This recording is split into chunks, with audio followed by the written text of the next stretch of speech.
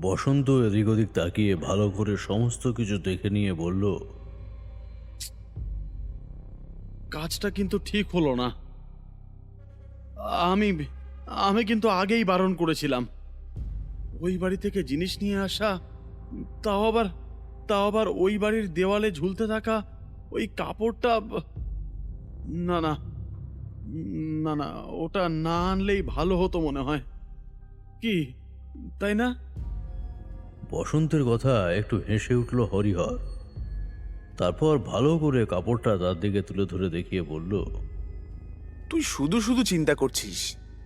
এমন একটা কাপড় ওই বাড়িতে পড়ে থাকার চেয়ে আমার কাছে থাকলে ভালো হতো না? হ্যাঁ, আরে আর কিছু না হোক, বাড়ির বারান্দায় কাপড়টা পেতে রাখতে পারতাম। দেখ, তুই না এসব নিয়ে কিছু আর বলিস না। আরে ভালো কথা, বাড়িতে গিয়ে কিন্তু এই কাপড়ের ব্যাপারে যেন কাউকে আর কিছু না বলা হয়, বুঝলি?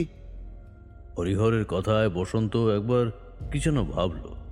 ফাঁকা পথে অন্ধকার আর চাঁদের আলোর এক অদ্ভুত সংমিশ্রণের মাঝখান দিয়ে হেঁটে আস্তে আস্তে সামনের দিকে তাকিয়ে দেখার চেষ্টা করছিল। গ্রামটা এখনো অনেক দূরে। যে পথ ধরে ওরা হেঁটে আসছে সেই পথ ধরে আরো অনেকটা যেতে হবে। অন্তত তেমনটাই তো আসার সময় মনে হয়েছে হরিহরের। কিন্তু কাপড়টাকে গলায় পাকিয়ে গুটিয়ে নিজের বুকের কাছে জড়িয়ে ধরে রেখেছিল। বসন্ত আর কিছু খুঁজে পায়নি। শেষের সময় সেখান থেকে একটা লম্বা মতো মস্ত গাছের ডাল নিয়ে এসেছে। সেটাকেই হাতে করে ঘোরাতে ঘোরাতে বসন্ত বলল, কত বোকা আমরা দেখেছিস, হ্যাঁ?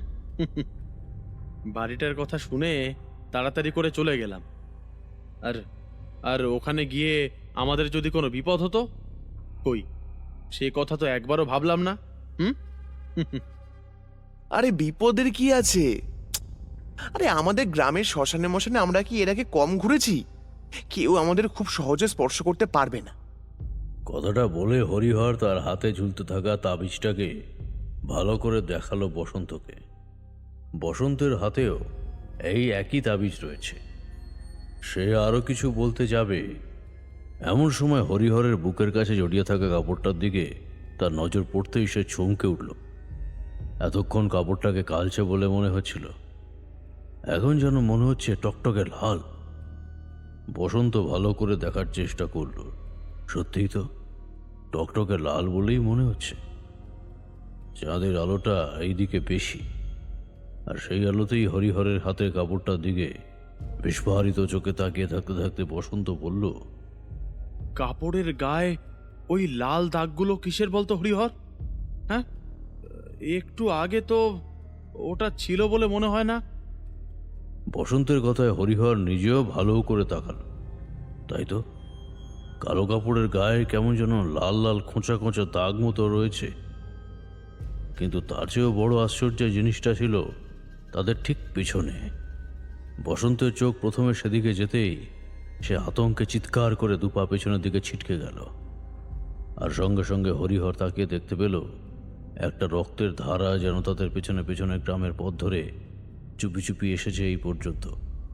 প্রচণ্ড ভয় সেই কালো কাপড়টা বসন্তের হাত থেকে ছিটকে গেল মাটির দিকে। আর ঠিক তারপরেই মনে হলো সেটা যেন জীবন্ত। এতক্ষণ হরিহর আর বসন্ত ব্যাপারটা দেখেছিল বটে, কিন্তু এইবার অবাক হয়ে তাকিয়ে দেখল সেই কালো কাপড়টা মাটির উপর পড়ার সঙ্গে সঙ্গে যেন সেটা একবার নড়ে উঠল। আতঙ্কে পাথরের মতো হয়ে বসন্ত বলল, আমি আমি আগেই বলেছিলাম ওই জিনিসটা ভালো নয়। ও ওই কাপড়টা ওটা সঙ্গে করে নিয়ে আসা ঠিক হয়নি। হরিহর প্রথমে কিছু উত্তর দিতে পারল না। সে কেমন যেন থতমত খেয়ে গেছে। কাপড়টা যেন মাটির উপর পড়ে মাঝে মাঝে অল্প হাওয়ায় দুলছে। আর শুধু তাই নয়, যেন কাপড়টার ভেতর থেকে কি একটা মাঝে মাঝে মাথাটা তুলে উপরের দিকে দেখার চেষ্টা করছে। হরিহরের বুদ্ধিশুদ্ধি যেন লোপ পেয়ে গেল। যেই কাপড়টাকে সে এতক্ষণ বুকের কাছে জড়িয়ে ধরে এনেছিল, নিজের বুকের দিকে ভালো করে তাকিয়ে বোঝার চেষ্টা করতে লাগলো সে। আর ঠিক তখনই পিছনের দিক থেকে বয়ে আসা সেই রক্তের ধারার মাঝেই যেন কাপড়ের ভেতর থেকে বেরিয়ে এলো একটা কালো ছায়া মূর্তি। না না না, এখানে আর এক মুহূর্তও নয়। চল চল চল, এখান থেকে চল। তখনই বলেছিলাম আমার কথা শোন। তখন আমার কথা শুনলে তো আর এরকম কিছু হতো না। চল চল। বসন্ত আর হরিহরের পেছনে কাপড়ের ভেতর থেকে বেরিয়ে আসা সেই কালো ছায়ামূর্তিটা যা তখন ধোঁয়ার মতো ভেসে ভেসে যেন তাদের পেছনে পেছনে এগিয়ে আসছে। ভালো করে দেখলে মনে হবে একটা কালো কাপড় হাওয়ায় ভাসতে ভাসতে এগিয়ে যাচ্ছে গ্রামের দিকে। সেই রাতে হরিহর এবং বসন্তের চিৎকারে সবার ঘুম ভেঙে গিয়েছিল। কিশোরী হাতের তেলে ভাজাটা মুখের মধ্যে চালান করে দিয়ে তারানাথের দিকে একবার উৎসুক দৃষ্টিতে তাকিয়ে বলল, তার মানে আপনি বলতে চাইছেন যে অতৃপ্ত আত্মা মাঝে মাঝে এমন কোনো জিনিসকে আশ্রয় করে থাকতে পারে যা আমরা ভাবতেও পারি না? শুধু তাই নয়, মাঝে মাঝে যে জিনিসটা এতই সামান্য কিংবা এতই সাধারণ হয় যে তোমরা আজ কেন অনেক বড় বড় তান্ত্রিক কিংবা ওঝা পর্যন্ত বুঝতে পারে না, তবে শেষে যখন বুঝতে পারে তখন তাদের সেখান থেকে সরিয়ে ফেলাটা সহজ হয়ে যায়। এমন ঘটনার সম্মুখীন তো আপনি নিজেও হয়েছেন, তাই না? মানে এমন কোনো ব্যাপারের অভিজ্ঞতার কথা আপনি সত্যি সত্যি আমাদের বলতে পারবেন? অনেকবার আমি এমন কিছু সম্মুখীন হয়েছি, বিশেষ করে স্ত্রীলোক আর তাদের বস্ত্র অলংকার মানে সর্বময় ব্যবহার্য জিনিসের প্রতি অতিরিক্ত আকর্ষিত হয়ে থাকে। তাই অতৃপ্ত আত্মা হলে তারা এই সমস্ত জিনিস ছেড়ে খুব দূরে কোথাও যেতে পারে না। তবে এই সমস্ত জিনিস খুব একটা কাজ করে না যতক্ষণ না পর্যন্ত তাকে সে নির্দিষ্ট জিনিসের সাথে আনা হয়। তার মানে আপনি বলতে চাইছেন স্ত্রী লোকের মানে মেয়ে মানুষের আত্মা ওই সমস্ত জিনিসের প্রতি আকর্ষিত হয়ে থাকে বেশি? সাধারণ জিনিস, স্ত্রী লোকেরা সবসময় অলংকার, বস্ত্র কিংবা তাদের প্রিয় জিনিসের প্রতি আকর্ষিত হয়ে থাকে। সেক্ষেত্রে আমাদের তেমন আকর্ষিত প্রিয় জিনিস তো নেই, তাই না ঠাকুরমশাই? তারানাথ আর কিছু বলল না। ব্যাপারটা যে অন্যদিকে যাচ্ছিল সেটা বুঝতে পেরেই বোধহয় কথার খেই ঘুরিয়ে নিয়ে বলল, তবে মাঝে মাঝে ব্যাপারটা কিন্তু অন্যরকম হয়ে বসে। এই মনে করো, মৃত্যুর সময় কোনো জীবিত মানুষ শেষ কোনো একটা কিছু দেখেছিল, কিংবা মৃত্যুর পর তার শরীরের কোনো অংশের সঙ্গে স্পর্শ হয়েছিল সেই জিনিস, তাহলে তার প্রতি সেই অতৃপ্ত আত্মার একটা আকর্ষণ তৈরি হতে পারে। যদিও ব্যাপারটা বড্ড জটিল, তোমাদের আমি সহজ করে বললাম। তারানাথের কথা শুনে আশ্চর্য হলাম না। এমন একটা গল্প যেন আমরা আগেও শুনেছি। অত কঠিন ব্যাপার আমরা বুঝবো না ঠাকুরমশাই। তাছাড়া এইসব তত্ত্ব কথা শুনে আমাদের কি লাভ? তার চেয়ে বরং এমন একটা গল্প বলুন যাতে আপনার তত্ত্ব কথা থাকবে, আবার আমাদের বেশ একটা জমাটি গল্প শোনার কাজটাও হয়ে যাবে। দেখুন না বাইরে কেমন বৃষ্টি হচ্ছে। এই এমন সময় চুপচাপ বসে তত্ত্ব কথা শোনার চেয়ে একটু ভয় পাওয়া ভালো নয় কি? শেষের কথাগুলো কিশোরী এমনভাবে বলল যে তারানাথ পর্যন্ত হেসে উঠল। তারপর সামনে রাখা তেলে ভাজার রেকাবি থেকে আরেকটা তেলে ভাজা তুলে নিয়ে সেটা মুখে চালান করে বলল, বেশ, তোমরা যখন এমন কিছু শুনতে চাইছো, আম, তাহলে তোমাদের তাই বলবো, নিরাশ করো না। তবে একটা কথা শোনো, জীবনে এমন অনেক সময় এমন কিছু বিপদের সম্মুখীন হতে হয় যা হয়তো তেমন ভয়ঙ্কর নয়, কিন্তু তাহলেও সবচেয়ে ভয়। শোনো তাহলে, একবার একটা গ্রামে গিয়ে অদ্ভুত ঘটনার সম্মুখীন হয়েছিলাম আমি, সেই কথাই আজ বলি তোমাদের। তেলে ভাজাটা শেষ করে ঘটি থেকে সামান্য জল খেয়ে খানিকক্ষণ চুপ করে রইল তারানাথ। আমি আর কিশোরী অধীর আগ্রহে অপেক্ষা করছি। আজ এই কথাগুলো কিন্তু কিশোরী প্রথম তুলেছিল। মটলেনের কাছে কিশোরীর সঙ্গে আমার দেখা হয়ে বললাম, আরে কিশোরী যে, আজ তাড়াতাড়ি চলে এলে? এখানে একটু কাজ ছিল। তোমার যে আজ আসার কথা ছিল না, তাই ভাবলাম তোমার বাড়িতে না গিয়ে সরাসরি এখানেই চলে আসি। তা যাই হোক, ভালোই হলো। চলো, আর বলো না, এদিকে আমার এক পরিচিত মানে আত্মীয় নয় তবে পরিচিতর বাড়ি, তার মেয়ের বড় অসুখ, জ্বর কিছুতেই কমে না। ডাক্তার দেখে গেছে, ওষুধপত্র চলছে, কিন্তু তাতে যদিও কিছু হচ্ছে না। সে কি, এতটা জ্বর! এই ডাক্তারের ওষুধ যখন জ্বর কমাতে পারছে না, তাহলে একবার তারানাথকে বলে দেখতে পারো। হতে পারে অন্য কোনো ব্যাপার হলো। তুমি তো জানো এসব ব্যাপারে তারানাথ সিদ্ধহস্ত। কিশোরী আমার কথার উত্তরে সমস্ত কথা খুলে বলল। আর দুদিন দেখি, যদি শরীর ঠিক না হয় তাহলে একবার আপনার কাছে নিয়ে আসব। কোনো কিছুই তো বুঝতে পারছি না। কম বয়সী কারণ এমন বিপদ হলে বড় চিন্তার বিষয় হয়ে পড়ে। তারা যেমন অনেক কিছু বুঝতে পারে না, তেমন অনেক কিছু বুঝিয়ে বলতেও পারে না। এই যে আমরা যেমন সব কিছু খুলে বলতে পারি, তারা তো পারে না, বুঝলে? যাই হোক, এরপরেই আমাদের সেই তথ্য কথার অবতারণা এবং সেখান থেকে তারানাথের মুখে আমাদের গল্প শোনা শুরু। বাইরে ঝমঝম করে বৃষ্টি পড়ছে, তারানাথের হাতে জ্বলন্ত সিগারেট, মুখে ধোঁয়া, আর আমরা উদ্গ্রীব হয়ে বসে রয়েছি তার গল্প শোনার জন্য। শীতের পরে বসন্ত এলে পল্লী প্রকৃতি যার নতুন রূপে সেজে ওঠে। শীতের পরিবেশ আর বসন্তের পরিবেশের মধ্যে যে সূক্ষ্ম একটা পার্থক্য থাকে, সে পার্থক্য করতে খানিকটা সময় লাগে। সেই সময়টুকুর মাঝে আমি একবার গিয়ে পড়েছিলাম হাতিপোতা বলে একটা গ্রামে। গ্রামটা বেশ বড়, গ্রামের দুপাশের জঙ্গলে ঢাকা জমি। এক পাশ থেকে অন্য গ্রামের দিকে রাস্তার পাশে ছোট ডোবা রয়েছে, তবে অন্য পাশে ফাঁকা বিস্তৃত জমির মাঝে রয়েছে একটা অতি পুরনো বাড়ি। বাড়ি শুধু নয়, একেবারে ধ্বংসস্তূপ যাকে বলে। বিশাল সেই ধ্বংসস্তূপের এদিকে ওদিকে ছড়িয়ে ছিটিয়ে আছে ছোট ছোট গাছপালা, জঞ্জাল, এই সমস্ত জন্মেছে। লোকে বলে রাতের বেলা ওখানে নাকি শিয়াল দেখা যায়। ধ্বংসস্তূপের মাঝে ভালো করে খুঁজলে বড় বড় জাত সাপ পর্যন্ত বাইরে বেরিয়ে আসবে। এই তো হলো হাতিপোতা।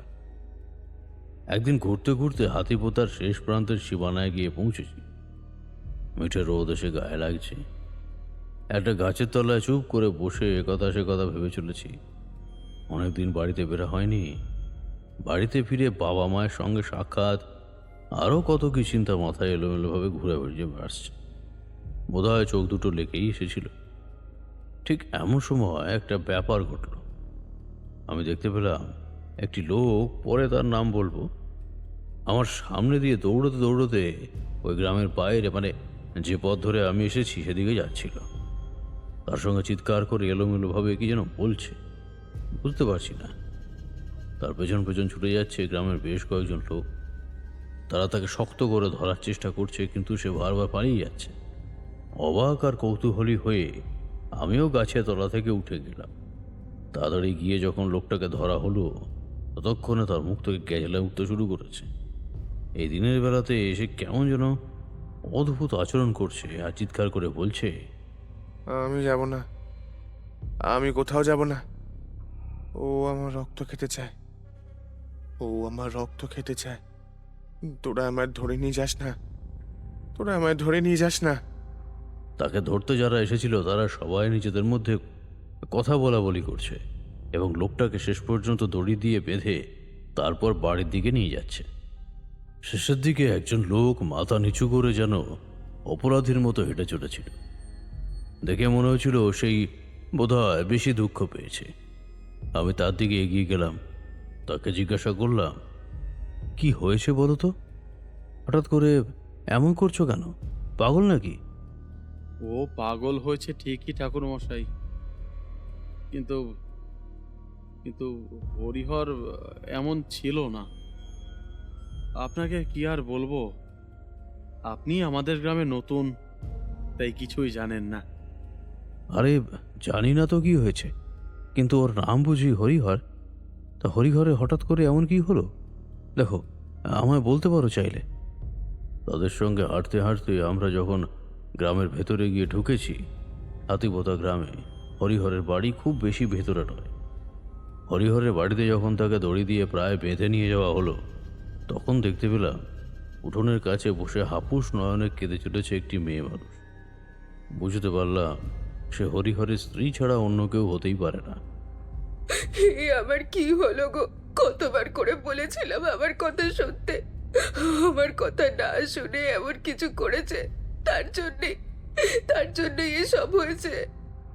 কান্নার ফাঁকে ফাঁকে তার সামান্য কথা শোনা গেল। হরিহর ততক্ষণে ক্লান্ত হয়ে পড়েছে। তাকে একটা বাঁশের সঙ্গে বারান্দার কাছে বেঁধে রেখে বাকিরা সবাই চলে গেল। বসন্ত কিন্তু আমার সঙ্গে রয়েছে। সে এদিক ওদিক দেখে আমায় বলল, দেখছেন দেখছেন ঠাকুর মশাই, হ্যাঁ, হরিহর কিন্তু এমন ছিল না। মেয়েটার মৃত্যুর পর হঠাৎ করেই এমন হয়ে গেছে। কোথা থেকে যে কি হয়ে গেল কিছুই তো বুঝতে পারলাম না। আমি চমকে উঠলাম। মৃত্যু? হরিহরের এমন আচরণ, বসন্তের অদ্ভুত কথা, স্ত্রীলোকের এমন হাপুস নয়নে কান্না, এসব কিছু কেমন যেন জটিল বলে মনে হতে লাগলো। তাকে বললাম, দেখো বসন্ত, সব কিছু আমাকে খুলে বলো, দেখি যদি তোমাদের কোনো সাহায্য করতে পারি। শুধু শুধু তোমাদের বিপদে তো আর মুখ ঘুরিয়ে চলে যেতে পারবো না। আমার কথায় বসন্ত আমার দিকে তাকালো। তার চোখে মুখে যেন একটা কৃতজ্ঞতার দৃষ্টি। সে বলল, আসুন আসুন ঠাকুর মশাই, আসুন, বারান্দার কাছটায় বসি। আসলে হরিহর কিন্তু মাঝে মাঝে শান্ত হয়ে যায়, তো এখন বোধহয় শান্ত হয়ে গেছে। আসুন, আপনাকে আমি সব কথাই বলছি। বসন্তের আহ্বানে আমি গিয়ে বসলাম বারান্দার কাছে। দড়িতে বেঁধে রাখা হরিহর খানিকটা শান্ত হয়েছে। সে মুখ তুলে আমাদের দেখল।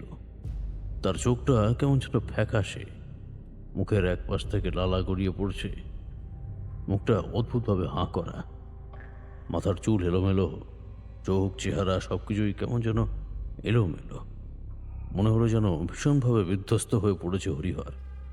বসন্ত আস্তে আস্তে ডাকলো তাকে, হরিহর, হরিহর, কিরে, আমাকে চিনতে পারছিস?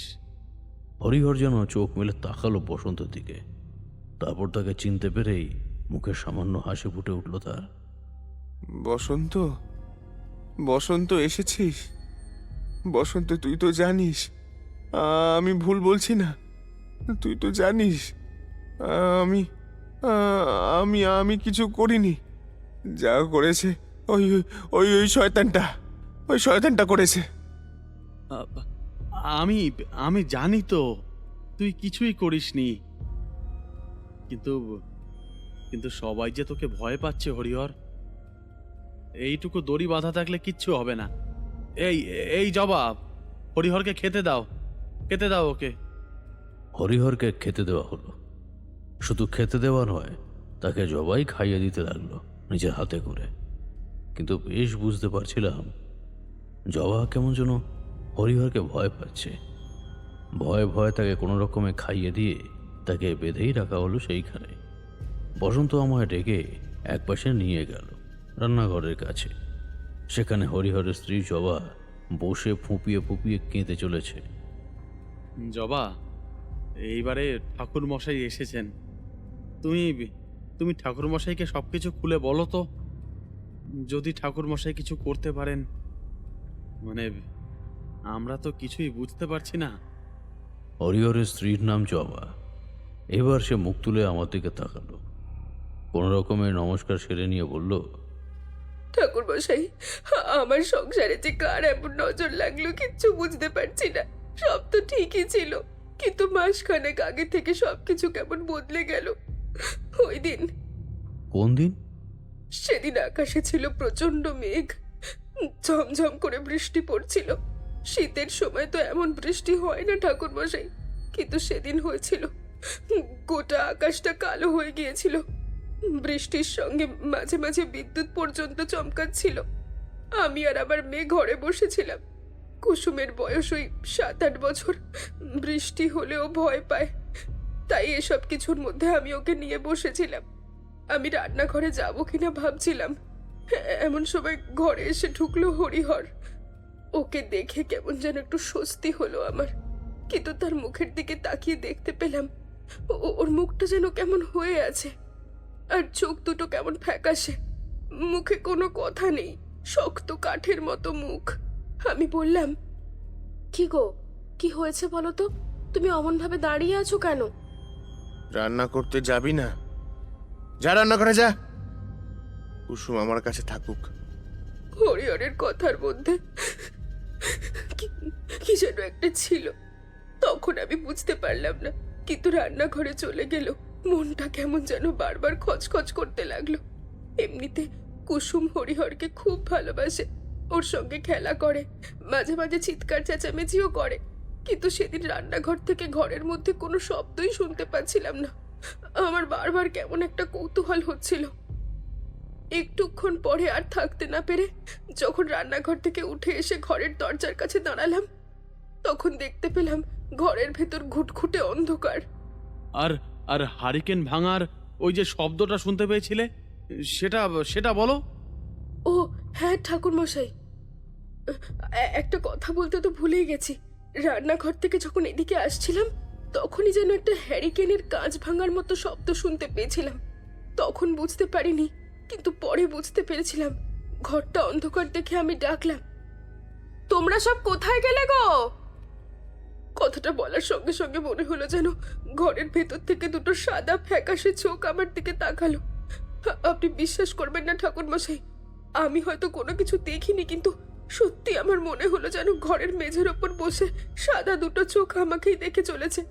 আমি প্রচন্ড ভয় পেয়ে গেলেও ভাবলাম ঘরের ভেতরে হয়তো কুসুম আছে আর হরিহরও আছে। ভেবে তাড়াতাড়ি করে ঢুকে পড়লাম অন্ধকারের মধ্যে। আর ঠিক এমন সময় মনে হলো ঘরের ভেতরে আমার এমন কিছুর ওপরে পা পড়েছে, যেটা নরম থকথকে কিছু একটা, আর তার সঙ্গে একটা অদ্ভুত হাসির শব্দ শুনতে পেলাম। যেন খিলখিলিয়ে কি একটা হেসে উঠে সঙ্গে সঙ্গে চুপ হয়ে গেছে। আমার পায়ের তলায় হ্যারিকেনের কাঁচ ফুটতেই তাড়াতাড়ি বসে পড়লাম। আহ, হ্যারিকেনটা ভাগলো কি করে গো? আর এইটা কি? হ্যারিকেনের কাঁচ বলেই তো মনে হচ্ছে। ঘরের ভেতরে কোনো কিছু দেখতে পাচ্ছি না, সেই সাদা চোখ দুটো যেন কোথায় সরে গেছে। তখন আমি হরিহর আর কুসুমকে বারবার ডাকতে লাগলাম, কিন্তু কেউ কোনো সাড়া দিল না। ঘরের মধ্যে সেই আলো আঁধারিতে আমি যে কি করব কিচ্ছু বুঝতে পারছি না।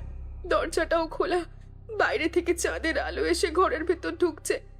আমি দরজার দিকে এগোতে যাব, এমন সময় দড়াম করে শব্দ হয়ে দরজাটা বন্ধ হয়ে গেল। কথা বলতে বলতে জবার চোখে মুখে যেটা ফুটে উঠেছিল সেটা ভয় ছাড়া অন্য কিছু নয়। আমিও বুঝতে পারছিলাম জবা এমন কিছু একটা বলতে চলেছে যা শুধু ভয়ঙ্কর নয়, তার চেয়েও খারাপ কিছু। জবার চোখের পাতা তিরতির করে কেঁপে উঠছে। পাশে বসে থাকা বসন্তের মধ্যে কোনো অভিব্যক্তি নেই, কারণ বসন্ত হয়তো এই সমস্ত কথা আগে থেকেই জানে। বাইরে থেকে, মানে একটু দূর থেকে হরিহরের মাঝে মাঝে বিড়বিড় করে বলা কথা শোনা যাচ্ছে, কিন্তু ঘরের মধ্যে তো কেউ ছিল বলে তোমার মনে হয়েছিল। তাহলে কাউকে দেখতে পেলে না কেন? আর ঘরের দরজাটা বন্ধ করলো কে?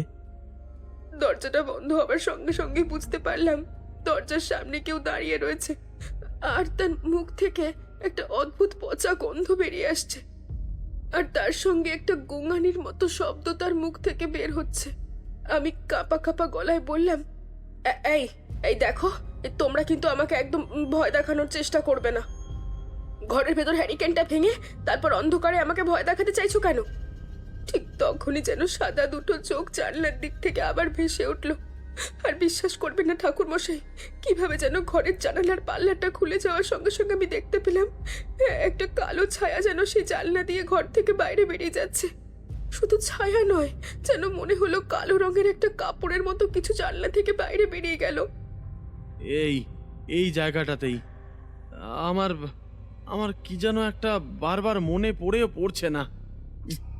একটা একটা কি যেন যেন যেটা আমার মনে ছিল। বসন্তের কথায় আমি তার দিকে মুখ ঘুরিয়ে তাকালাম। হরিহর তখন বসন্তকে যেন ডাকছে। সে উঠে গেল। জবা বলল, তখনও পর্যন্ত ঘরের মধ্যে যে কি হয়েছে তা আমি বুঝতে পারিনি ঠাকুরমশাই। এরপর ঘরের জানলাটা আর দরজাটা কি করে যেন খুলে গেল। ধপ করে কিছু একটা মেঝের ওপর এসে পড়লো, আর তখনই ঘরের ভেতর চাঁদের আলোতে আমি দেখতে পেলাম ঘরের ভেতর ছড়িয়ে রয়েছে রক্ত। বিশ্বাস করবেন না, রক্ত দেখে তো আমার মাথা ঘুরে গেল। আমি আর সামলাতে পারলাম না, জ্ঞান হারিয়ে মাটির উপরে পড়ে গেলাম। যখন জ্ঞান ফিরল তখন রাত গভীর। কোনো রকমে উঠে ঘরের বাইরে গিয়ে আলো জ্বালিয়ে যখন ঘরে এসে দেখলাম তখন আমার মাথাটা টলে উঠল। মেঝের ওপর দরজার কাছে পড়ে রয়েছে হরিহর। ওর জ্ঞান নেই, তার দুই হাত যেন রক্তে ভরা। আর ঘরের ভেতরে বিছানার ওপর শুয়ে রয়েছে আমার একমাত্র মেয়ে কুসুম। ওর গোটা শরীর থেকে কেউ যেন রক্ত মাংস খুবলে নিয়ে ঘরের মধ্যে ছড়িয়েছে। কথাগুলো বলতে বলতে জবার কথা থেমে যাচ্ছিল, কান্নায় ভেঙে পড়ছিল সে। আসলে সেটাই স্বাভাবিক। একজন মা তার সন্তানের এমন ভয়ঙ্কর মৃত্যুর কথা বলেছে, আমি পর্যন্ত চমকে উঠেছিলাম। কতই বা বয়স হবে কুসুমের, 7 অথবা 8 বছর, এমন একটি বয়সের মেয়ে। কিন্তু বললাম, তার মানে তুমি বলতে চাইছো কুসুমকে মারার পেছনে আসলে হরিহরের হাত রয়েছে? কিন্তু হরিহর তো মানুষ, সে এমনভাবে কাউকে মারবে কেন? তাছাড়া তার হাতের নখ এত ধারালো নয় যে সেই নখ দিয়ে সে কারোর শরীর থেকে রক্ত মাংস খুবলে তুলবে। ঘরের ভেতরে হরিহর আর কুসুম ছাড়া কেউ ছিল না। তাহলে কি বলবো বলুন তো ঠাকুর মশাই? আমি তো প্রথমে ভয় পেয়ে গিয়েছিলাম, তাড়াতাড়ি বেরিয়ে গিয়ে চিৎকার করে গ্রামের লোক জড়ো করি। তবে যখন ওরা সবাই আসে, তখন হরিহরের করুণ অবস্থা। সে দু হাতে নিজের মাথার চুল টেনে ধরে চিৎকার করে বলছে, নিয়ে যাবি না? আমার মেয়েটাকে নিয়ে যাবি না? সরে যা এখান থেকে, সরে যা। তোর মুখ থেকে রক্ত পড়ছে, রক্ত পড়ছে তোর মুখ থেকে। সেখানে তখন বসন্ত নিজেও ছিল। বাকিরা যারা ছিল সবাই মিলে হরিহরকে কোনো রকমে ধরে হাত পা বেঁধে রেখেছিল। একটু পরেই সে শান্ত হয়ে যায়। ঠাকুর মশাই, কুসুমের মৃত্যুর কথা শুনে আমার থেকে বেশি কষ্ট পেয়েছিল হরিহর। তার কথায় আমি আশ্চর্য হয়ে গেলাম। হরিহরের মধ্যে এমন কিছু একটা অদ্ভুত ব্যাপার ঘটলো কি করে? সত্যিই তো ঘরের মধ্যে কেউ ছিল না, একমাত্র সেই জানলা থেকে বেরিয়ে যাওয়া কালো ছায়াটা ছাড়া। তাহলে যদি সেই কালো ছায়াটা এই সব কিছু করতে থাকে, তাহলে সে জবাকে ছেড়ে দিল কেন? কোনো কিছুই বুঝতে পারছিলাম না। এমন সময় বসন্ত এসে বলল, হরিহর হরিহর এখন সুস্থ আছে ঠাকুর মশাই। আমি ওকে ভালো করে দেখেছি, এখন ওর মধ্যে কোনো সমস্যা নেই। আপনি আপনি আসুন আমার সাথে। জবা তুমি যাও, ঠাকুর মশাই তো থাকবে। আমার বউ কমলা বাড়িতে নেই, তুমি অল্প করে একটু রান্নার জোগাড় করো তো। জবা চলে গেল। বসন্তের সঙ্গে আমি এসে বসলাম হরিহরের কাছে। হরিহরের দড়ি তখন খোলা রয়েছে, সে হেলান দিয়ে বসে রয়েছে দাওয়ার কাছে, রীতিমতো হাঁপাচ্ছে। আমায় দেখে কালো চোখ তুলে বলল, আপনাকে যেন দেখলাম ঠাকুর মশাই, তারপরে আর কিছু মনে নেই। ও কাউকে ছাড়বে না, কাউকে না। ও কখন আসবে, কখন যাবে, আমি তো তা কিছু বুঝতে পারি না। দেখো হরিহর, তোমার বউয়ের কাছে আমি সব কথাই শুনেছি। তোমাদের মেয়ে কুসুমের মৃত্যুর কথা, তোমার এমন অদ্ভুত আচরণের কথা। কিন্তু এইসব শুরু হয়েছে প্রায় মাসখানেক আগে। নিশ্চয়ই এর পেছনে কোনো কারণ আছে। কারণটা কি বলো তো? সে তো আমি নিজেও বুঝতে পারছি না ঠাকুর মশাই। যখন স্বাভাবিক থাকি সবকিছু বোঝার চেষ্টা করি, কিন্তু কিছুই বুঝতে পারি না। যখন ওরকম হয় তখন তখন কাউকে বিশ্বাস করতে পারি না, সবাইকে ভয় পাই। বারবার যেন মনে হয় ও দাঁড়িয়ে রয়েছে। ওটা কে হরিহর? এই কথাটা কতদিন ধরে তোমার কাছে জানতে চেয়েছি, কিন্তু কিন্তু আমায় একবারও তো সে কথা তুমি বলনি। আরে আমি নিজেই তো বুঝতে পারছি না, তবে যেন কেউ একটা আছে, কেউ একটা আছে যেন। আর আর সে আর সে আমার আশেপাশেই থাকে, সুযোগ বুঝে আমার মধ্যে ঢুকে পড়ে। আর তখন আমি কিছুই বুঝতে পারি না, কিছুতেই কিছু বুঝতে পারি না। হরিহর যে মিথ্যে কথা বলছে না, তা তার মুখ দেখে বুঝতে পারছিলাম। একটা মানুষ যাকে একটু আগে অন্যরকম দেখছিলাম, এখন আবার অন্যরকম। সে মিছে কথা বলবে না। তবে আমার কৌতূহল ছিল অন্য জায়গায়। হরিহর এবং এই পরিবারের সঙ্গে এমন কি হয়েছে যার জন্য এমন একটা অদ্ভুত ব্যাপার ঘটছে? আর হরিহরের মেয়ে যদি মারাই গিয়ে থাকে, তাহলে তারপরে তো আর কিছু হয়নি, আর কেউ মারা যায়নি। বসন্ত যেন কিছু ভাবতে লাগলো। আমিও ভাবছিলাম। হরিহর ফ্যাকাশে চোখে আমাদের দিকে তাকিয়েছিল।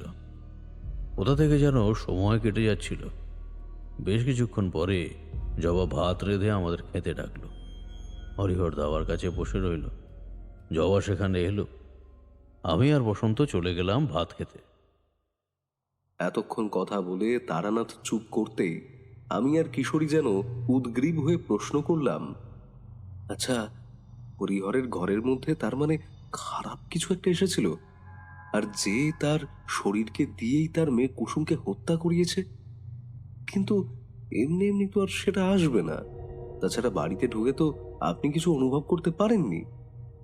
আর তার চেয়েও বড় কথা যে ওই বাড়িতে শুধু কুসুম মরেছে, তাও প্রায় মাসখানেক আগে। তারপরে তো আর কারোর কোনো কিছু হয়নি। তাহলে কথাগুলো আমিও ভেবে দেখেছিলাম। তাই খাওয়া শেষ করে সেদিন রাতে সেখানেই রইলাম। একটা ঘরে ঘুমোতে গেল হরিহর। সেই ঘরের মেঝেতে আমি আর বসন্ত শুয়ে রয়েছি। অন্য ঘরে জবা। সে ভেতর থেকে ঘরের জানালা দরজা সব বন্ধ করে রেখেছে।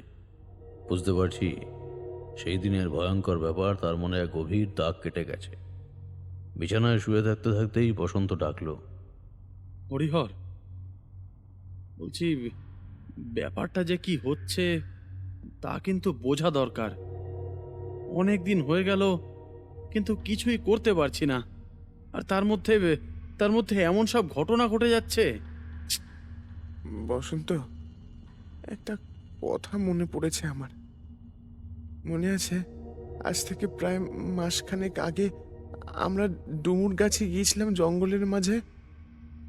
ডুমুর গাছে থেকে ফিরে আসার পথে রাতের অন্ধকারে ওই আমাদের গ্রামের শেষের সেই ধ্বংসস্তূপের কাছে আমরা কৌতূহলী হয়ে গিয়েছিলাম।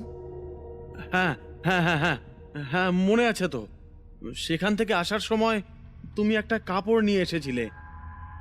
যদিও যদিও সেটা মাঝপথেই আমাদের ছেড়ে আসতে হয়। বিশ্বাস করবেন না ঠাকুরমশাই, ওই ওই কাপড়টা যখন নিয়ে এসেছিলাম না, গ্রামের পথে যেন রক্তধারা বয়ে গিয়েছিল।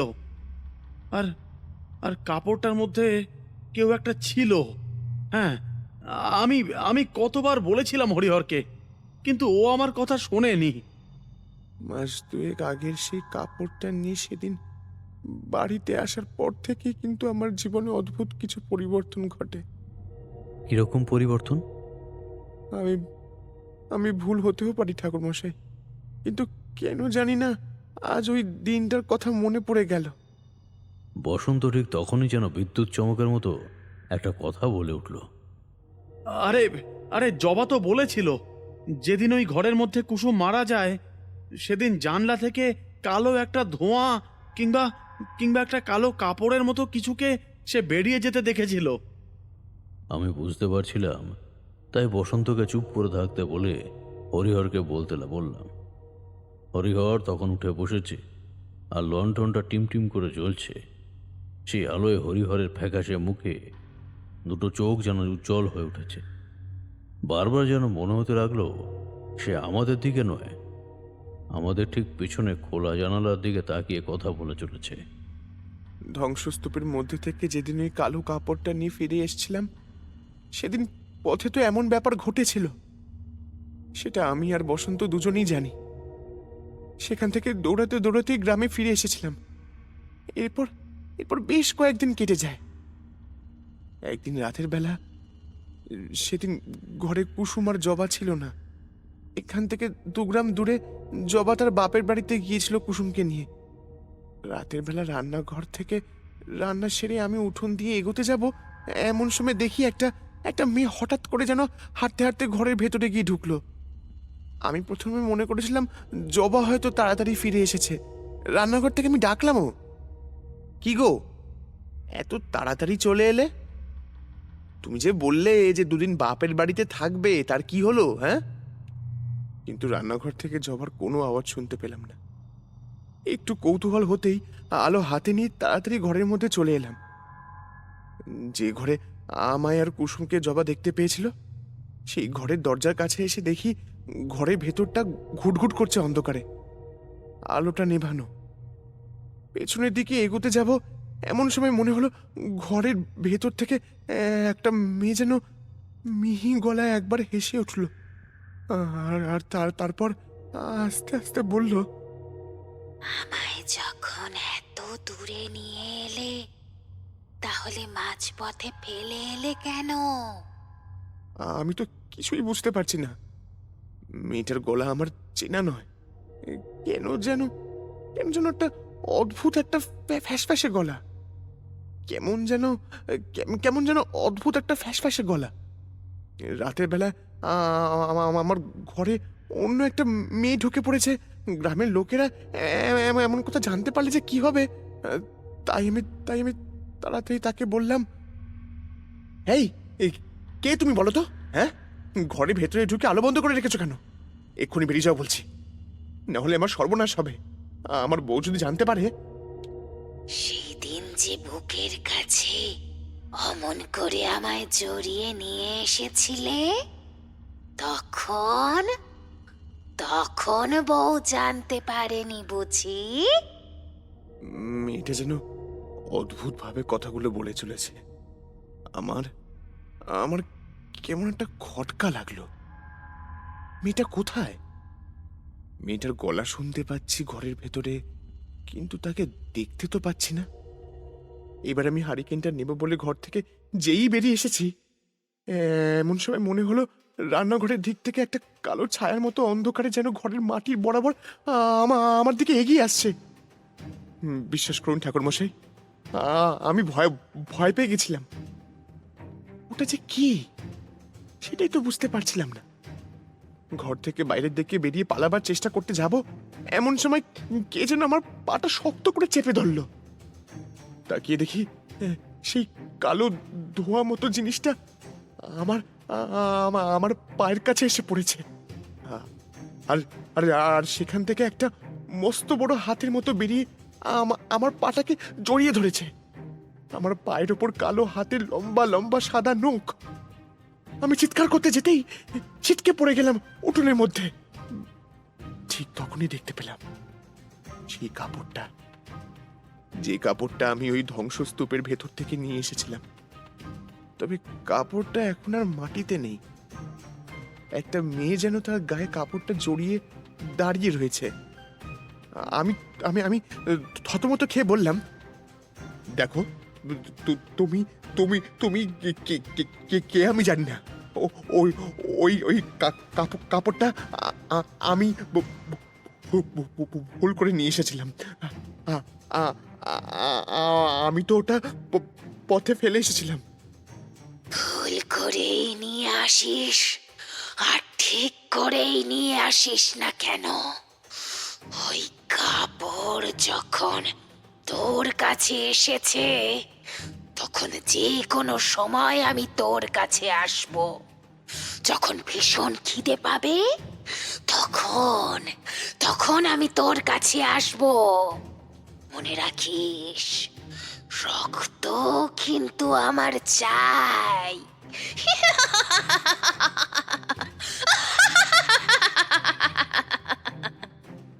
কথাটা বলেই খিলখিল করে হাসতে হাসতে সেই মেয়েটি কোথায় যেন মিলিয়ে গেল, আর সঙ্গে সেই কালো ধোয়া কাপড় সবকিছুই যেন ছড়িয়ে পড়ল। কতক্ষণ এভাবে মাটির ওপরে বসেছিলাম মনে নেই। তারপর যখন সবকিছু ঠিক হলো, তখন উঠে ঘরে ভেতরে গিয়ে তন্ন তন্ন করে খুঁজে দেখলাম কোথাও কিছু নেই। একটানা নিজের কথাগুলো বলা শেষ করে হরিহর থামতেই বসন্ত বলে উঠল, আচ্ছা আচ্ছা, আপনার কি মনে হচ্ছে ঠাকুরমশাই, এসব কিছুর সঙ্গে কি ওই ওই কালো কাপড়টার কোনো যোগাযোগ রয়েছে? মানে মানে ধ্বংসস্তূপের ভেতরে একদম একদম যাকে বলে মাটির তলা থেকে কাপড়টাকে আমরা নিয়ে এসেছিলাম। হ্যাঁ, একদিকে একদিকে দেওয়াল ভেঙে বেশ বড় গর্ত মতো হয়ে গিয়েছিল, আর সেই দেওয়ালের ধ্বংসস্তূপেই চাপা পড়ে থাকা ওই জায়গাটা থেকে কাপড়টাকে টেনে বার করেছিল হরিহর। কিন্তু কিন্তু আশ্চর্যভাবে ধুলো ময়লা ছাড়া ওই কাপড়ের গায়ে আর কিছুই লেগেছিল না। কালো কাপড়? আমি মনে মনে ভাবলাম, কিন্তু কি বলবো কিছুই বুঝতে পারছিলাম না। হরিহরকে এখন খানিকটা সুস্থ বলেই মনে হচ্ছিল। জবা পাশের ঘরে রয়েছে, সে কিছুই শুনতে পাবে না। বসন্ত ও হরিহর দুজনে আমার দিকে তাকিয়ে রয়েছে। তাই বললাম, একটা কথা স্পষ্ট যে কুসুমের মৃত্যুর পেছনে হরিহরের হাত নেই, কোনো একটা খারাপ কিছুর হাত রয়েছে। সে ওই বাড়িটার ধ্বংসস্তূপের কাছ থেকে এসেছে, তাই তো? কিন্তু জায়গাটা না দেখলে তো আমি কিছুই করতে পারবো না। আর সবচেয়ে বড় কথা হলো, আসল সত্যিটা কিন্তু আমরা এখনো কিছুই জানি না। সে রাতে আর কোনো কথা হলো না। আমরা একটু পরে ঘুমিয়ে পড়লাম। 2 দিন এমনভাবে কেটে গেল। বুঝতে পারলাম হরিহরের মধ্যে সেই অদ্ভুত পাগলামির ব্যাপারটা সবসময় হয় না, সেটা মাঝে মাঝেই হয়, অথচ তার কোনো ঠিক থাকে না। বসন্ত বাড়িতে ফিরে গিয়েছে। পরে বুঝেছিলাম বসন্তর বউ তার সঙ্গে ঝগড়াঝাটি করে বাবার বাড়িতে গিয়েছে। 2 দিন এই বাড়িতে কাটিয়ে নতুন করে আর কিছুই জানা গেল না। হরিহর শুধু ধ্বংসস্তূপের কথা বলছিল। তাই একদিন দুপুরবেলা আমি, হরিহর এবং বসন্ত 3 জন মিলে গ্রামের শেষে সেই ধ্বংসস্তূপটাকে দেখতে চলে গেলাম। কিন্তু হরিহর যে কোনো একটা মেয়েকে দেখেছিল সেটা তো সত্যি কথা। আর ঘরের ভেতরে যে কালো একটা ধোঁয়ার মতো ছিল, সেটা যদি খারাপ কিছু হয় তাহলে তো সমস্তটাই পরিষ্কার। পরিষ্কার যতটা মনে হচ্ছিল, আসলে ততটা ছিল না। ওই ধ্বংসস্তূপের সঙ্গে সবকিছুর একটা যোগাযোগ রয়েছে, তা আমরা বুঝতে পারছিলাম। কিন্তু ওরা তো কিছুই করেনি, শুধু একটি কালো কাপড় নিয়ে এসেছে। কালো কাপড়টাও ওরা মাঝপথে রাস্তার কোথাও ফেলে দিয়েছে। কিন্তু তার জন্য এমন কিছু একটা হবে কেন? আর এই অতিরিক্ত আত্মা যদি সবসময় হরিহরের সঙ্গে থাকতো, তাহলে না হয় কিছু একটা করা যেত। তবে তারপর থেকে স্বাভাবিক ছিল। এবার তোমরা বলো, সেখানে আমরা কি করতে পারি? তাছাড়া কোনো কিছু ভালো করে না বুঝে তো কিছু করতে পারবো না। তার মানে কালো কাপড় ছিল অতৃপ্ত আত্মার আকর্ষণের বস্তু, আর তার জন্যই সে পিছু নিয়েছিল হরিহরের। কিন্তু হরিহরকে না মেরে সে কুসুমকে মারতে গেল কেন? সেটা জানার জন্যই তো সেদিন দুপুরবেলা আমরা 3 জন গিয়ে পৌঁছালাম ওই ধ্বংসস্তূপের কাছে। জায়গাটা গ্রামের একটু বাইরের দিকে, মানে গ্রামের পথটা শেষ করেই তারপরেই জায়গাটা দেখা যায়। ধ্বংসস্তূপ বলতে শুধু ধ্বংসস্তূপ নয়, অনেকটা বড় জায়গা জুড়ে একসময় কোনো মহল ছিল। সেই মহল ভেঙে পড়েছে। দোতলাটা একদমই ভেঙে গেছে, একতলাও প্রায় ভেঙে গেছে বলা চলে। তবে তার মধ্যে থেকেই এদিকে ওদিকে ইট পাথরের উঁচু উঁচু ঢিপির বোর দিয়ে এদিকে ওদিকে কোনো রকম হেঁটে চলে বেড়ানো যায়, তবে তাও খুবই সাবধানে। বৃষ্টি এবং লোকজনের যাতায়াতে একটা ছোট মতো পথ তৈরি হয়ে গেছে মাঝামাঝি জায়গা থেকে। সেখান থেকে লোকজন বড় বড় ইট পাথরের স্তূপ সরিয়ে জায়গা করেছে। আমরা সেখানে ঢুকলাম। জায়গাটা কেমন যেন দিনের বেলাতেও রোদের আলোকে চাপা দিয়ে একটা আলো আঁধারের মতো তৈরি হয়ে রয়েছে। একটু ভেতরের দিকে ঢুকে আসতেই ছোট পুকুরের মতো জায়গাটা থেকে সাপের মাথা চিকচিক করে উঠল। বসন্ত চমকে উঠে পিছিয়ে গেল, কিন্তু আমি কিছু বললাম না। সাপটা নিজেই নিজের মতো আবার ভেতরে ঢুকে পড়ল। বসন্ত পিছিয়ে এসে বলল, সেদিন সেদিন আমি কতবার বারণ করেছিলাম হরিহরকে, আমার কথা কিছুতেই শুনলো না। ওর ওর হঠাৎ করে যে মাথায় কালো কাপড়টাকে নিয়ে যাওয়ার সে কি খেয়াল চাপলো, সেটা সেটা আমি কিছুতেই সেদিন বুঝতে পারিনি ঠাকুর মশাই। আমিও তো ঠিক বুঝতে পারছি না বসন্ত। জায়গাটা না দেখে কোনো কিছুই বলতে পারবো না। তবে এখানে এসে প্রবেশ করার পরেই কিন্তু ব্যাপারটা মনে হচ্ছে এই জায়গাটা খুব একটা ভালো নয়। যেন অনেক কালো কালো ছায়া এখানে রয়েছে। দিনের আলোতে তাদের দেখা না গেলেও রাতের অন্ধকারে তাদের দেখা যাবে। কথাটা মিথ্যে নয়। এই ধ্বংসস্তূপের মাঝে পা দেওয়ার সঙ্গে সঙ্গেই মনে হলো কারা যেন হাহাকার করে উঠল। এই ইট পাথরের স্তূপের আড়াল থেকে কারা যেন অন্ধকারকে আশ্রয় করে উঁকি দিয়ে আমাদের দেখে চলেছে। দিনের আলোর জন্য সামনে আসতে পারছে না। যদি আসতে পারতো তাহলে আমাদের অবস্থা কুসুমের মতো হয়তো করার চেষ্টা করত। আমি হরিহরকে লক্ষ্য করছিলাম। হরিহর কিন্তু নির্বিকারভাবে সেই ধ্বংসস্তূপের মধ্যে এদিকে ওদিকে ঘুরে ঘুরে কি যেন দেখে চলেছে। আর একটু সামনে এগোতেই আশ্চর্য একটা ব্যাপার লক্ষ্য করে আমি অবাক হয়ে গেলাম। ওই ধ্বংসস্তূপের মধ্যে একটা জায়গায় পড়ে রয়েছে একটা শিয়ালের ছেঁড়া মাথা। সেটা অনেকদিন আগেই ছেঁড়া হয়েছে, রক্তশূন্য হয়ে যেন শুকিয়ে গিয়েছে। তবে তার চারপাশে ধ্বংসস্তূপের একটা জায়গা পরিষ্কার মতো করা হয়েছে। সেখানে আরও কিছু যেন ছিল, এখন সে সমস্ত নিয়ে যাওয়া হয়েছে। জায়গাটা দেখে অবাক হয়ে বললাম, ধ্বংসস্তূপের মধ্যে এমন একটা জায়গা কেউ পরিষ্কার করতে যাবে কেন? বোধহয় কেউ এখানে বসেছিল, এখানে কিছু পোতা হয়েছে, এই জন্যই এখানে কেউ বসেছিল বা বসে। আহ, হতে পারে 2-3 মাস, কি তার চেয়ে একটু বেশি হবে। একজন সাধুকে এদিকে ঘুরঘুর করতে দেখা গিয়েছিল কয়েকবার, কিন্তু সে কোথা থেকে এসেছে বা কোথায় গিয়েছে সে কথা কেউই জানে না। তবে মনে মনে স্পষ্ট বুঝতে পারলাম এইসব সেই সাধুর কাজ। তন্ত্র সাধনা করে সে এইখানে কিছু একটা করেছে ওই কালো কাপড়ের মাধ্যমে। তাহলে কি এখানে আটকে থাকা কোনো অতৃপ্ত আত্মাকে সে জাগ্রত করেছিল? কথাটা মনে হওয়ার সঙ্গে সঙ্গে মনে হলো যেন হরিহরের এই বিপদের একটা আশার আলো দেখতে পাচ্ছি। এই বিপদ থেকে তাকে উদ্ধার করার জন্য ওই একটাই পথ রয়েছে। তাকে বললাম, ঠিক কোনখানে থেকে এই কালো কাপড়টা তোমরা তুলে নিয়ে গিয়েছিলে? সে জায়গাটা দেখাও তো। এই ধ্বংসস্তূপের মধ্যে শুধু ধুলো ময়লা লাগা একটা কাপড় থাকবে, সেটা তো হতে পারে না।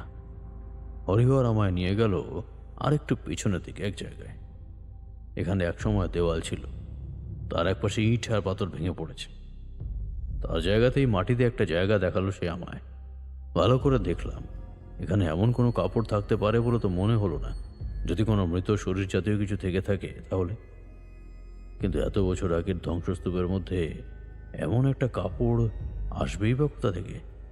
বসন্ত বলল, কাপড়টা কিন্তু ছেঁড়া ছিল না ঠাকুর মশাই, একেবারে একেবারে শক্তপোক্ত ছিল। যেখানে যেখানে এত বড় একটা বিশাল মহল ভেঙে পড়েছে, সেখানে সেখানে অক্ষত অবস্থায় এমন একটা কালো কাপড় দেখে আমরা আমরা প্রথমে বেশ অবাক হয়ে গিয়েছিলাম। তার জন্যই তো আমি নিয়েছিলাম। ভুল করেছিলে, বড্ড ভুল করেছিলে। এখন বুঝতে পারছি। চলো এখান থেকে ফিরে যাই। আজ রাতের বেলা কিছু একটা করতে হবে, নইলে ওই কালো কাপড়ের মধ্যে দিয়ে যে তোমার কাছে এসেছে সে কিন্তু এত সহজে তোমায় ছাড়বে না। সে রক্ত চেয়েছে না তোমার কাছে, একটা জীবন নিয়েছে, আবার কিন্তু সে ফিরে আসতে পারে। কথাগুলো বলতেই হরিহর এবং বসন্তের চোখ মুখ যেন কেমন হয়ে গেল। তাড়াতাড়ি ওরা ওখান থেকে বেরিয়ে এলো। আমিও ধ্বংসস্তূপ ছাড়ার আগে পিছনের দিকে তাকিয়ে দেখলাম কোথাও কেউ নেই। তবুও যেন মনে হলো সেই ধ্বংসস্তূপের ভেতর থেকে দুটো সাদা ফ্যাকাশে চোখ অন্ধকারের ভেতর আমায় দেখে কিলকিল করে হেসে উঠল। সেই হাসির শব্দ একমাত্র আমি শুনতে পেলাম। ওদের নিয়ে বাড়ি ফিরে এসে সেদিনটা কেটে গেল একরকম ভাবে। দেখো, এইখানে একটা কথা বলে রাখা দরকার। ধ্বংসস্তূপের মধ্যে যদি কখনো কোনো খারাপ কিছু থাকতো, সে কথা গ্রামের লোকেরা আগেই জানতে পারত। এমনিতেই কেউ ওদিকে যায় না, সেটা আলাদা কথা, কিন্তু অতৃপ্ত আত্মা থাকলে তার কোনো না কোনো আভাস হাতিপোতা গ্রামের লোকেরা পেত, কিন্তু তারা তো কখনো পায়নি। এই কথাটাই আমার মাথায় বারবার ঘুরছিল। আর সেদিন ধ্বংসস্তূপের মধ্যে অমন ব্যাপার দেখার পরে সব কিছু যেন পরিষ্কার হয়ে গেল। এসব করে দেখলাম যেদিন কুসুম মারা গিয়েছে সেদিন ছিল অমাবস্যার রাত, আর হরিহরও সেদিন রাতে ওই মেয়েটিকে তার বাড়িতে দেখতে পেয়েছিল, সেদিনও ছিল অমাবস্যার রাত। এর মাঝে কিন্তু অনুভব করতে পারলেও সেই মেয়েটিকে হরিহর কখনো দেখতে পায়নি। দুর্ভাগ্যবশত হোক আর সে যাই হোক না কেন, যেদিনের কথা আমরা বলছি সেদিনও ছিল অমাবস্যা। ব্যাপারটা বুঝতে পেরেই হরিহর, বসন্ত এবং জবা তিনজনকে বললাম, আজ রাতে কিছু একটা হতে পারে। তোমরা তিনজনে তৈরি হয়েছ তো?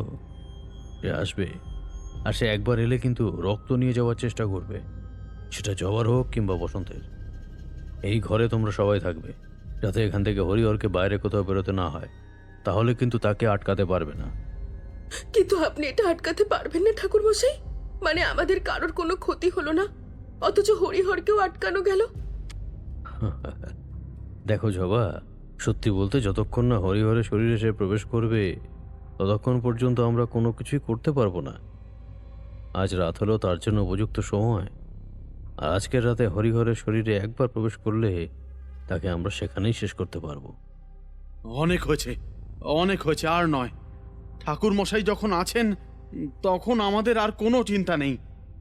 তুমি তুমি চিন্তা করো না জবা, ঠাকুর মশাই থাকতে আমাদের কোনো সমস্যা হবে না। ওরা যাই বলুক না কেন, চিন্তা কিন্তু আমার একটু হচ্ছিল। প্রথমত, যার মুখোমুখি হতে চলেছি তাকে আমি এর আগে একবারও দেখিনি, শুধু শুনেছি।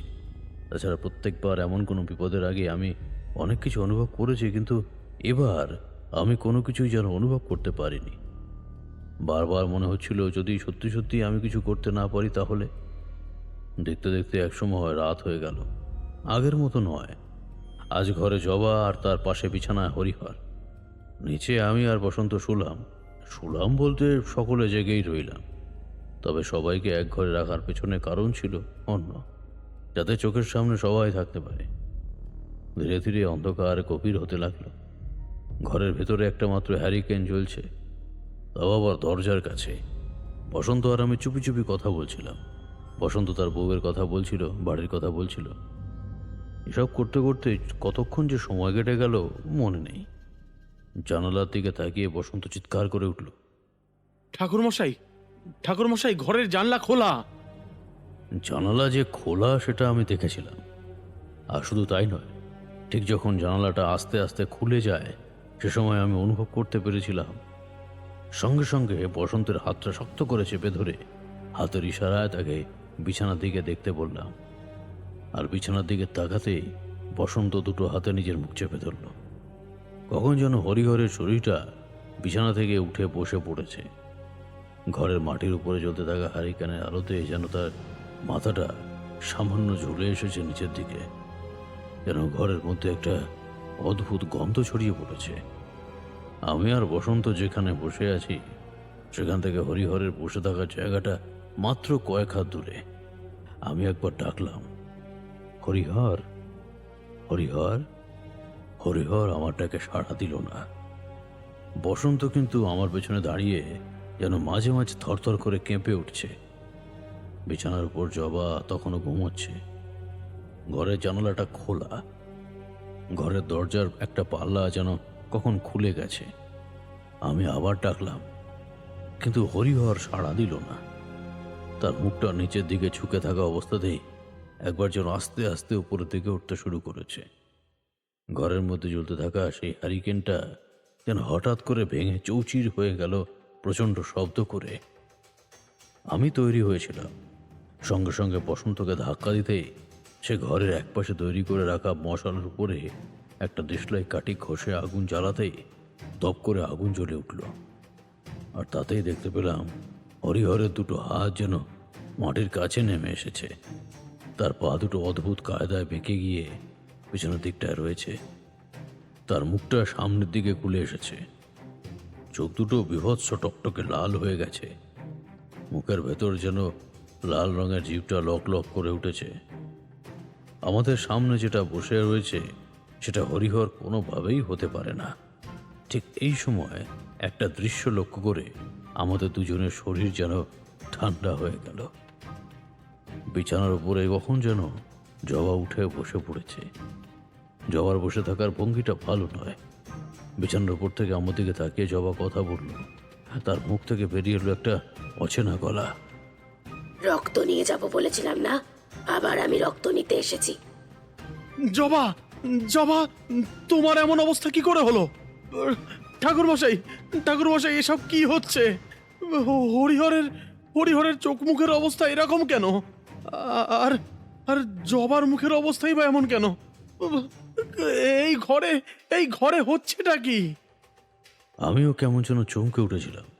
ঠিক তখনই দেখতে পেলাম ঘরের ভেতরে দুটো কালো ছায়া যেন ঠিক হরিহর এবং জবার বিছানায় তাদের পেছনেই গায়ের সঙ্গে লেপ্টে দাঁড়িয়ে রয়েছে। বুঝতে পারলাম এই বাড়িতে সেই ধ্বংসস্তূপ থেকে মাত্র একটা নয়, দুটো অশরীরী এসে পৌঁছেছিল। তাই ব্যাপারটা বুঝতে পারার সঙ্গে সঙ্গেই বললাম, হরিহর, জবা, আমি জানি না তোমাদের সঙ্গে কারা এসে উপস্থিত হয়েছে। তারা যেই হও না কেন তোমরা চলে যাও এখান থেকে। শুধু শুধু কেন জবা আর হরিহরকে তোমরা কষ্ট দিচ্ছ? হরিহর এতক্ষণ মেঝের উপরে চুপ করে বসেছিল।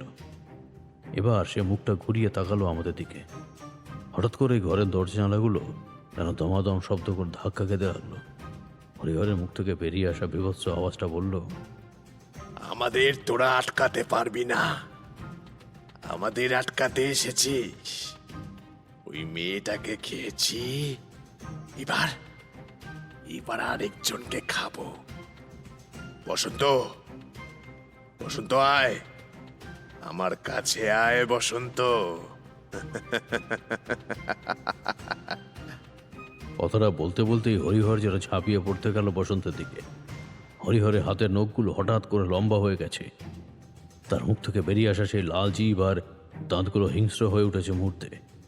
বসন্ত তৈরি হয়েছিল, তাকে যা বলার আমি বলেই রেখেছিলাম।